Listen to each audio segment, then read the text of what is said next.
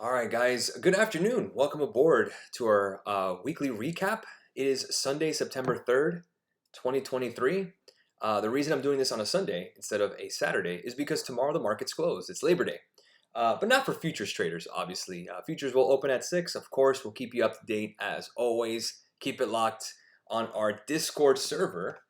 That's where all the action is when we keep you guys up to date. Our own personal social media with only the good stuff, the fun stuff, market stuff that's going to make you money.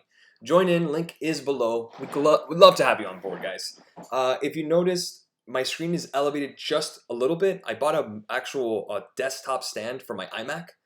That's what I trade with. And since it's a one-piece, all-in-one computer, you're going to have to lift it itself. But I had to go ahead and actually use my other chair because this one is actually lifted. The green one is basically dead. It's a comfortable chair, mind you, but the desktop stand definitely helps me with my level eyesight. I always had to look down. So dumb. But again, if you see me a little elevated, it's because I put the desktop stand and I have a new chair. Doesn't matter. Good morning, everybody, or good afternoon. All right, so let's go over first the week. This is the weekend options. I sent this out on Discord. I got a couple of DMs. I got to check those out here in a bit. Just be patient with me, man. I got you. So here's our week recap. Again, I have it behind me. Boeing, Tesla, Google, and Q calls. Again, kind of a choppy week. Kind of a weird one. We did have a non-farm payroll report this week. We just had to be extremely careful, and then we got that bounce, if you guys remember. So let's go to S&P 500s first. Kind of gives us a little bit of a view of what happened this week. So from Monday, 44.14 to around 45.19, we'll call it 100 points. We played S&P futures twice this week. We got 20 each, I believe, 40, and then we got stopped to break even on NASDAQ. Wish we would have held a little longer because we got the push that we wanted. We hit TP1. I went a little too conservative. That's on me. But again, I want to make sure to look out for you guys while we're trading as always. That's my responsibility here at GAR Capital, is to set you guys up with the proper risk management, in a sense. Look for high probability setups and make sure that we don't lose. That's kind of been my focus. Just don't lose. That's the deal. And that we didn't do this week. We didn't lose. Again, we'll bring this up again. S&P was up this week. We'll go ahead and start with Boeing calls for everybody. All right, so here's Boeing really starting Monday. This is a 15-minute chart. Here we go. Monday. We'll go to a 30. Kind of give us a little bit more of a view. Friday, we had those China headlines, buying the 737, what have you. And then I said on the actual watch list this week, the weekly watch list. So let's go ahead and put watch list. And let's see if I can find it. Okay, let's see, watching. Let's see, Boeing. I know it was part of the watch list, but this is the public one. So I gotta find it too. Again, I always go back to everything green, session highs, all that stuff. Let's see, we have recaps every day. I had the breakdown here on watches and charts, but I'm trying to find exactly when I sent this out to you guys. This is the 28th. Let's go to 4.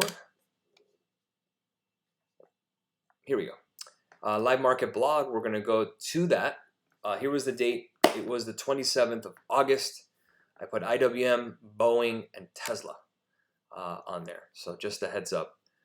So Boeing said, I know, that was me. I go, but the support did hold up.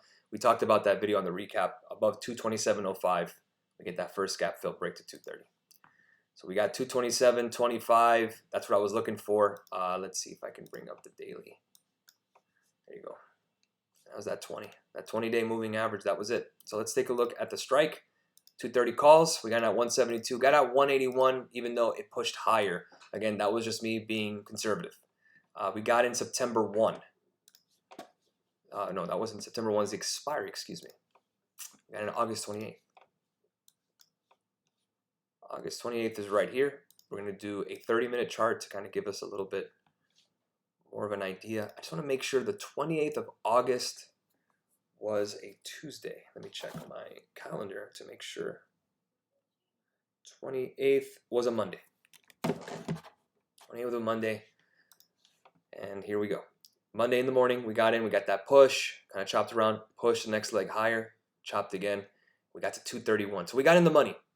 But once we got above that 20, I didn't want that 20-day to be our resistance. And you could see here is where we got that push. And we finally got in the money. I said to just get out. It got as high, guys, as 20% and in the money. But then it pulled back to 223. So difficult one to trade. At least we caught it. But again, it's just a choppy stock. So I'm definitely going to put Boeing on the side from now on. It's not really the stock to trade at the moment.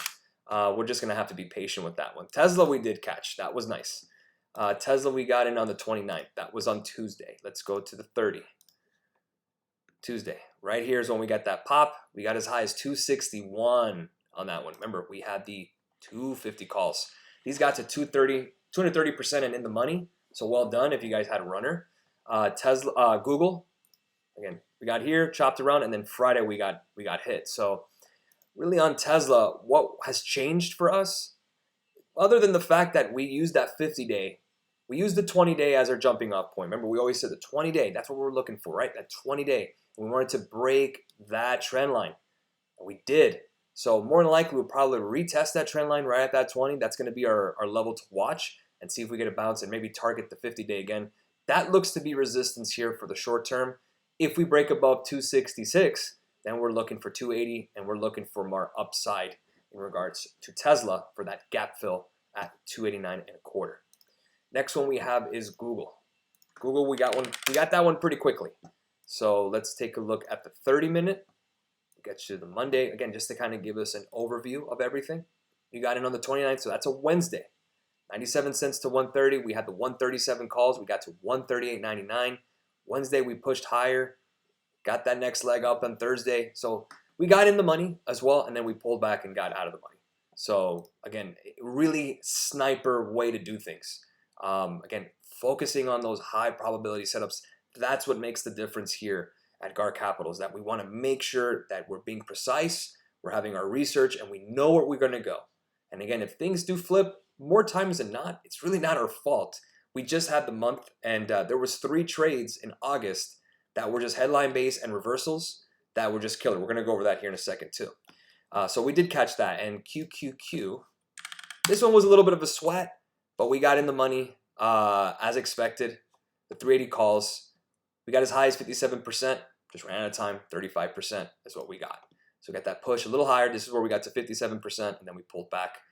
We had the 380 calls. Maybe we get a crack at doing that again. So at least if we didn't catch NQ futures, we did catch that QQQ call, and you could see we got that gap filled. Perfect. 380.64. That was the level, and we filled that gap now. So you could take that away. You could take this gap away. And again, gaps don't always have to fill, but man, it's a pretty sweet setup when you get them. And you know, if you don't want to go all in, obviously anything could change, as we know in the month of August. But again, this week I was very proud of. We were very patient on Thursday and Friday. We didn't do much. We didn't do anything on options. We were letting the market churn. We let the runners do its job, which is important, and everyone made money. I think some people missed the Google one. It was a little quick. We can go over that here rather quickly. Go to premium. We'll go to here. We'll exit out of this. And again, I said, guys, take here 7% runner. 200 MA on the 1 hour is hard resistance right now. 4,500. I was worried about that. I got 5%, and then it pushed. You know, Tesla soared 186% on that runner. Beautiful. Got to 203%. I got up for 185%. So that was a well done trade. Boeing was in the money, got to 27%. QQQ kept you guys updated. Give you guys the recap as always every day. I even said this on the masterclass chat. This was the 29th. So that was what, Tuesday? And I said, I haven't seen any no that was asking me about a chart. And I said, Tesla has the juice, guys. This is a bag play all day. So we called it ahead of time. We knew where Tesla was going. We got to 50% on the signal itself. You could see here, close here, leave a runner at 50. I did leave a runner. It was a little pricier, $2.90 than what we're used to. We're used to kind of trading around the $1 to $2 range, but Tesla was a very nice setup. I'm glad we caught it. It's been an absolute moneymaker for us here. trading with us is Tesla. So we're gonna keep that, until we, ride all the tread out of those tires. We're gonna keep racing Tesla and going for it. Obviously with the proper setups, but very proud. Undefeated week. Not much more I can ask for in that regard. But I mean, we just got to keep that momentum into September, and that's what we're trying to focus on. So a great week all around. Let's go ahead and take a look at the month. This month. Here we go. Let me expand this out. And again, it is important to have context, and I always like to have context. So I redid the year-to-date numbers. We're still very green for the month, for the year. But in terms of the month, it could have been better. 68%, 15 out of 22. And right off the rip, I put 3 asterisks on there. These were 3 trades that were reversals on headlines. The target were hit. So again, if the target was hit and we knew what we were going to get, and we've been doing this now, it'll be 9 years in October. So again, most of the time when we're set up, again, we get headlines all the time. Doesn't matter the administration, doesn't matter what it is. It just happens. It just rains sometimes, we've talked about. If those 3 trades, we just pull those 3 trades out, we're 15 out of 19. That's 79% win-loss ratio. Those 3 trades alone cost us $1,500. If we would have caught those, we'd be up 810% profit gain without those 3 reversals. That's not even saying if they were profitable. That's if we just didn't do them. Like, let's say they went to break even. We take them out. We're 15 out of 19. If we get those 3, we are 18 out of 22. So the way we expected it was that to happen. So 18 out of 22, we win 81%. 81%. So if we did the math, right? We did the math, and we take away those losses, we'd be at $810 profit. Mind you, $200 we get per 40%. That's $600. You'd be up $1,410 for the month. If it just went the way we expected, as it always has been. But again, this happens. What reversed? The Fitch downgrade right at the beginning of the month with IWM. Killer. Absolutely killer. Alphabet was a pull through from July because we had the next week. I'm not even going to count ExxonMobil reversal on the breakout. That's fine. Amazon, we talked about that last week. So watch our previous video on Amazon and Boeing and how pretty much the worst case scenario happened for us. Terrible, terrible. But again, in the money on Amazon, in the money on Boeing, and again, both of them reverse. Absolutely killer. That cost us about $1,500. But again, if those 3 if we didn't have any issues with any kind of headlines, we'd be set. And unfortunately, the market doesn't care what I want or care what I think. But again, it's important to have these kind of spreadsheets with context. Why? Because we're using the spreadsheet as also a journal. If it was just looking at things, we just use a brokerage sheet. That doesn't really tell us the story, does it? What tells us the story is the date of entry, the contracts, the entry levels, the win-loss, what's the times that we had, and then the notes, the runners. A brokerage sheet is not going to tell you that. It's going to be just what you have, and that's fine. But again, the notes and the runners, you need to be journaling the way we do so you know where you're going and where you've become from before. Have you gotten better? We want progression, not perfection. That's it. So that's our month of August. Again, feel free to look at that as you like. We are now for the month, for the year, 139 winning trades out of 182. That's a 76% win rate. Imagine if we didn't get those 3 of them. How many times have we been reversed on some stupid headlines? How about Apple in February with that New York Post headline? It happens. It absolutely happens. But again, it's important to write it down. I'm not making an excuse. Forget excuses. Excuses don't get us paid. Let's be real. What gets us paid is learning and understanding that, writing it down. The issue was not the trade itself. The issue was just the market.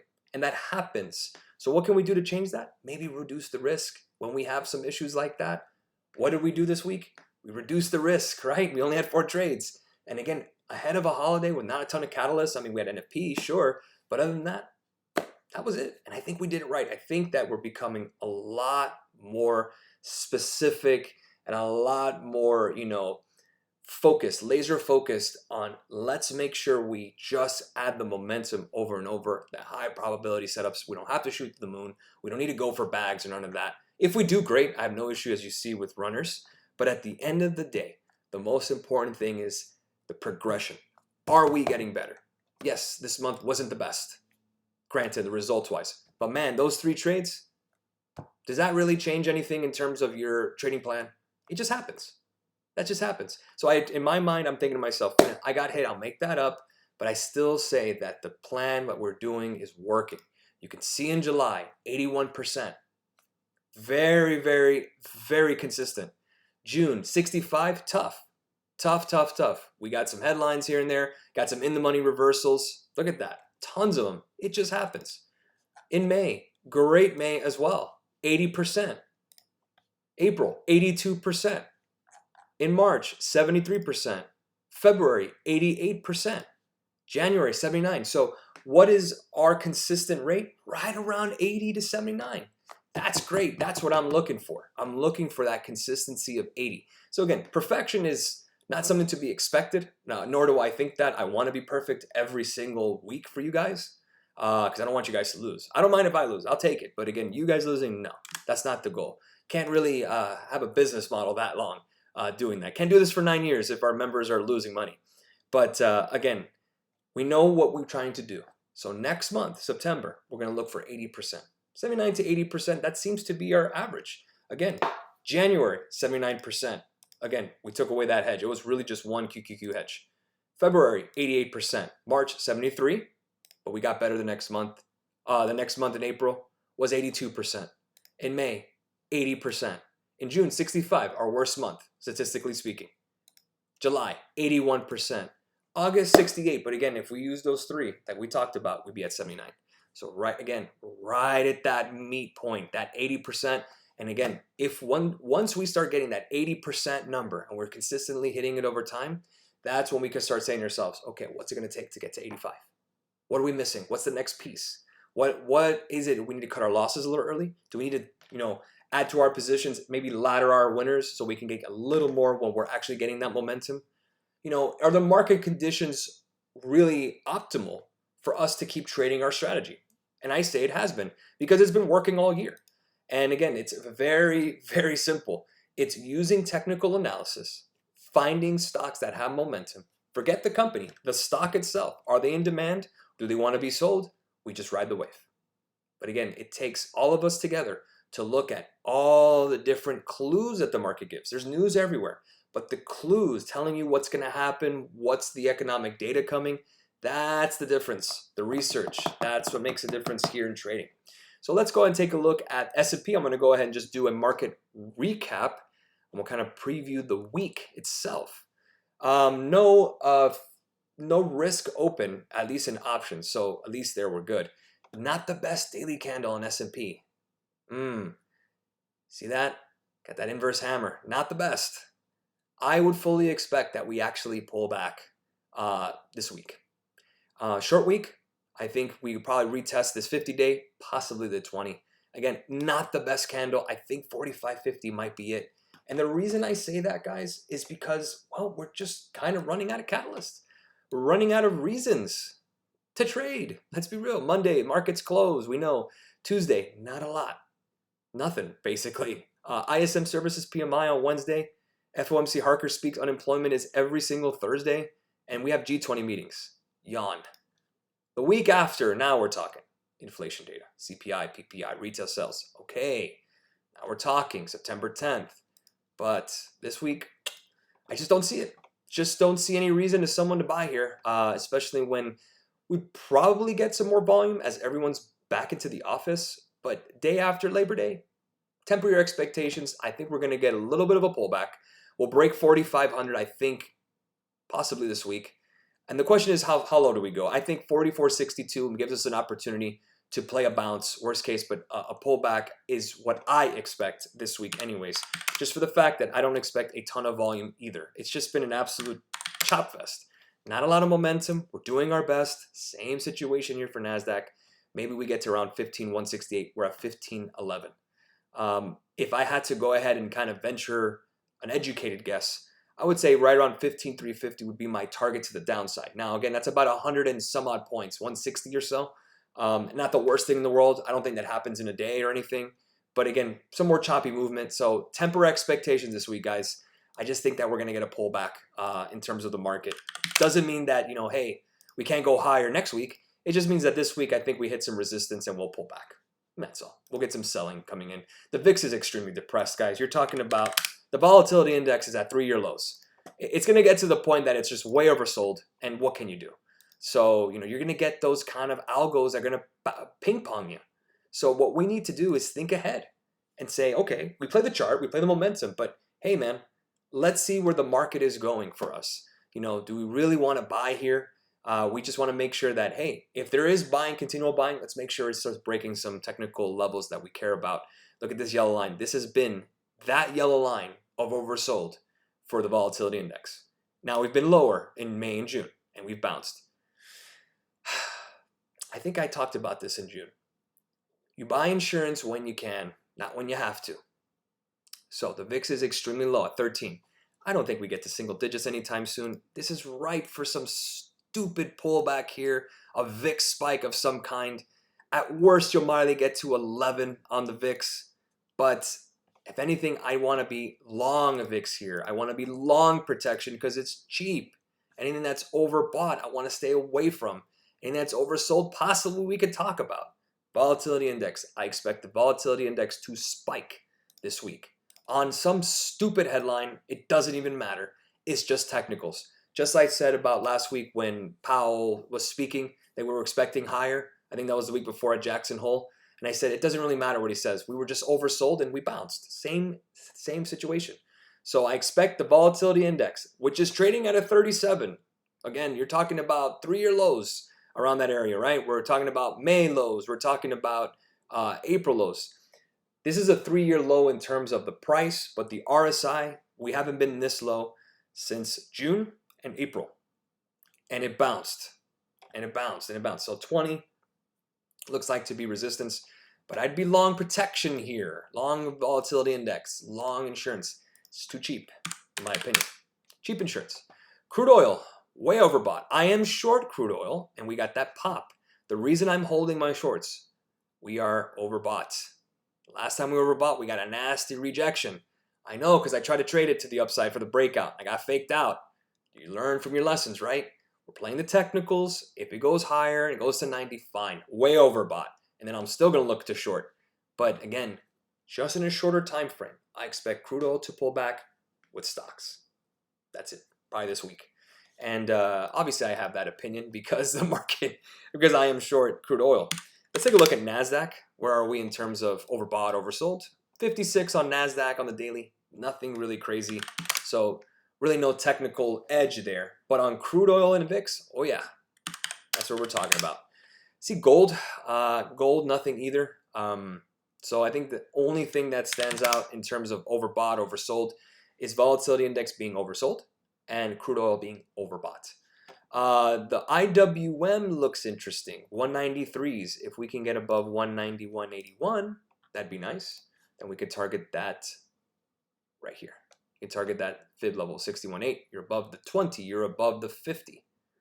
So pretty much good signs here. You can see that we broke out of this neckline, which was the head and shoulders, very similar to S&P and NASDAQ. But looks like small cap. We need small caps to really pick up here if we want this rally to get some legs as we move forward. So again, a short week. Don't expect much. I do expect volatility index VIX to spike this week. I expect stocks to pull back this week.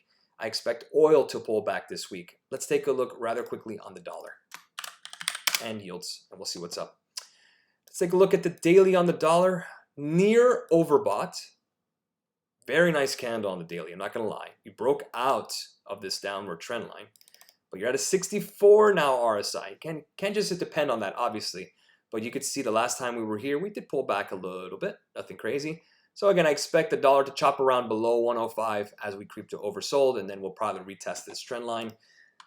So expect the dollar to go higher, obviously, and that'll hurt equities. And let's look at yields. Not overbought, but resistance is showing us a double top here. Right below the 20. The question is, do we break? Very neutral on the RSI, pretty neutral in terms of this price action on yields. If we take a look at TLT, TLT is not overbought or oversold, still on the lower end here. And guess where that is? Right below the 20, neutral as well. So yields neutral. I would say bullish dollar this week. I would be bearish equities this week. That's just my opinion. And I would be bullish volatility index. and I'm looking to be bearish on oil. That's what I see. Let's make it a great week, everybody. Thanks for taking the time out of your day to join me this morning. And every week when we do our market recaps, I'm just going to clean out my studies. Thanks again for your time, and we will see you guys on Tuesday for the morning note. Have a great long weekend. We'll see you there. Cheers.